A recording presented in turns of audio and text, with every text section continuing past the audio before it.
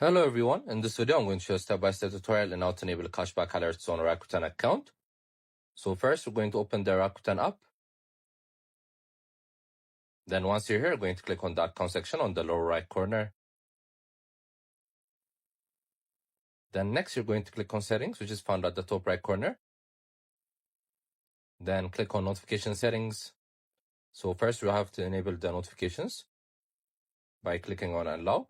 Then next we're going to click on cashback alerts. So when we turn this on, we're going to receive notifications when we earn cashbacks. So it's such a helpful setting. You guys can find this app in the App Store or Play Store. We also have different videos in our how to tutorial playlists. Make sure to check them out. I hope you guys like this video. Subscribe for more, like for more, share for more. I hope to see you again. Goodbye.